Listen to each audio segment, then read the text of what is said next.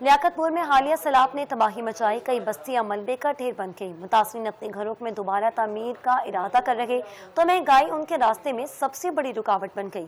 مزید تفصیلات غلام محی الدین کی اس رپورٹ میں۔ لیاقتپور کے نوائی علاقوں میں سیلاب کی تباہ کاریاں ابھی ختم نہیں ہوئی۔ پانی اتر گیا مگر ملبہ، محرومی اور مسائل پیچھے چھوڑ گیا۔ اپنے اجڑے آشیانوں کو دوبارہ بنانے والے متاثرین اب نئی آزمائش میں مبتلا۔ سیمنٹ، ریت، سریا، ٹیر گارڈر اور دیگر بلڈنگ مٹیریل کی قیمتوں میں ہوش ربا اضافے نے غریب متاثرین کے خواب چکنا چور کر دیے۔ ریتی، بجری، اٹاں، سیمنٹ، ہر شے مہنگی ہے۔ تعمیراتی سامان کی قیمتوں کے ساتھ ساتھ مزدوروں اور مستریوں نے بھی اپنی اجرت بڑھا دی، جس کی وجہ سے متاثرین اپنی مدد آپ کچے مکان بنانے پر مجبور ہیں۔ مدد آپ سے اپنی دیواریں جو ہے کھڑی کر رہے ہیں۔ مستری اپنی منمانی کرتے ہیں، وہ بولتے ہیں ہم اتنا پیسہ لیں گے، اتنا لیں گے، ہمارے پاس کچھ بھی نہیں دینے کے لیے، تو اس کی وجہ سے ہم اپنی مدد آپ کر رہے ہیں۔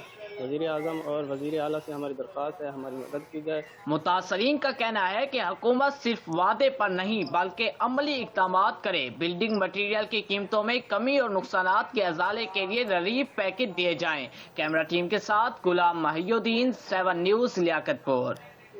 لیاقتپور سے غلام محی الدین کی رپورٹ آپ نے دیکھی۔